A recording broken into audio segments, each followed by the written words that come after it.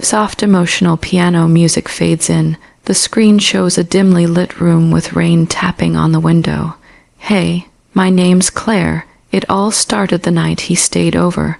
My brother, Ethan, hadn't been home in months.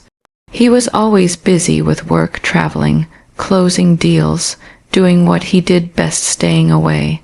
But when he called me out of the blue and said, "Claire, I'm driving down tonight. I need to stay with you for a couple days," something in his voice made me uneasy. It wasn't just a visit, he sounded broken. The timing couldn't have been worse. My husband, Mark, was away on a business trip, and the last thing I wanted was to entertain anyone, even my brother. But family is family.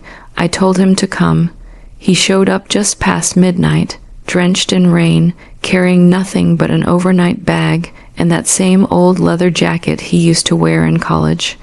When I opened the door, I could see he'd been crying, not something Ethan ever did.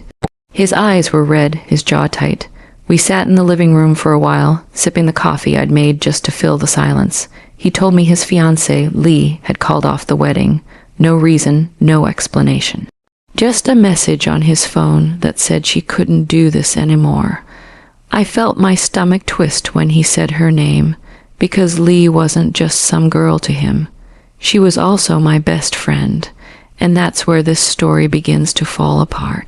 You see, Lee and I had known each other since college.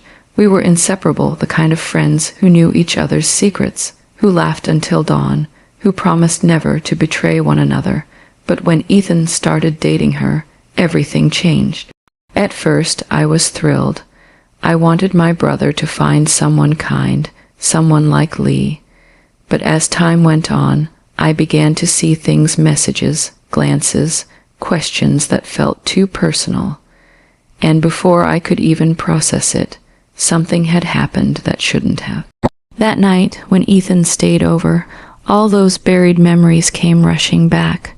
The guilt, the fear, the secret I had buried so deep, I'd almost convinced myself it never happened.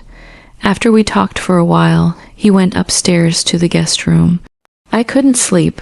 I kept pacing around the house, thinking about Lee, thinking about the day she left him and why. At around 2 a.m., I heard footsteps. Ethan came downstairs, restless. He said he couldn't sleep either. We sat in the kitchen, the light above us dim, the storm outside echoing every thought I wanted to silence. He looked at me with that same boyish confusion he had when we were kids, and said, "Claire, did Lee ever talk to you about me before she left?" My chest tightened.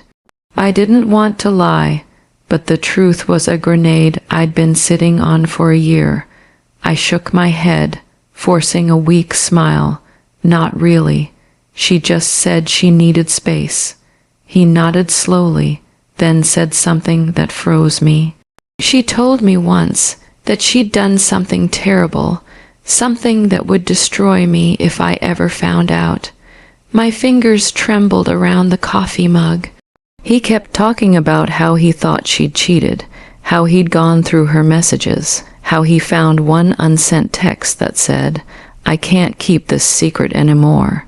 He deserves to know." He looked at me then, right into me, like he was waiting for an answer I wasn't ready to give. And that's when it happened, that quiet moment where everything I'd buried came clawing its way back. Lee and I. We had crossed a line long before she left Ethan. It wasn't physical, at least not in the way people assume. But it was emotional, raw, and forbidden. We had shared things, fears, dreams, touches that lingered too long, words that felt like confessions. We both knew it was wrong.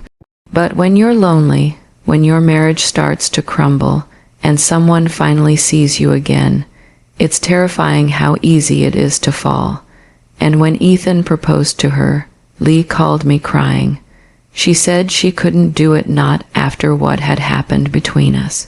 But I told her to. I begged her to forget, because if she didn't, the truth would destroy not only her life, but mine.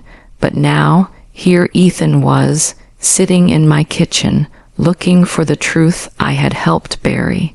He looked exhausted, broken, and I hated myself for what I was about to do next. I lied again.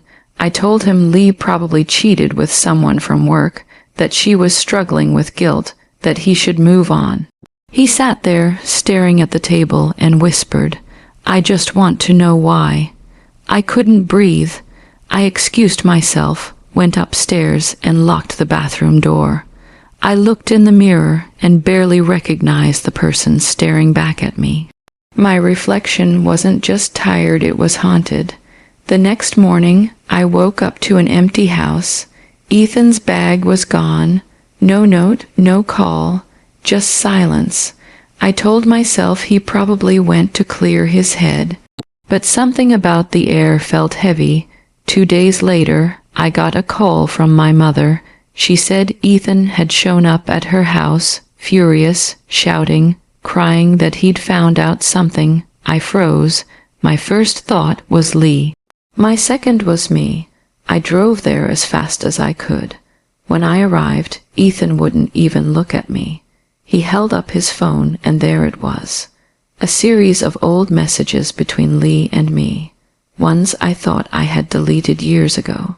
Words that said too much, emotions that could never be explained. He didn't scream, he didn't accuse. He just looked at me and said, "You could have told me the truth. I would have forgiven you, but you lied." And that's when I realized it wasn't just betrayal that broke him, it was the silence. He left that night. We haven't spoken since. Lee moved to another state. My marriage barely survived. But here's what I learned from it all, and maybe this is what I want you to take from my story. Secrets don't stay buried. They live, they breathe, and they wait. They wait for the right night, the right word, the right mistake, and when they finally surface, they take everything with them. If I could go back, I wouldn't undo the past because you can't. But I would have been honest, because no matter how painful the truth is, it's never as destructive as the lie you tell to protect it. So if you're watching this, and you're hiding something from your partner, your family, your best friend, don't wait for the night it all comes crashing down. Trust me, that silence can echo for a lifetime. Soft music fades out, screen turns black, the words appear slowly. Sometimes the truth doesn't break families, the fear of it does.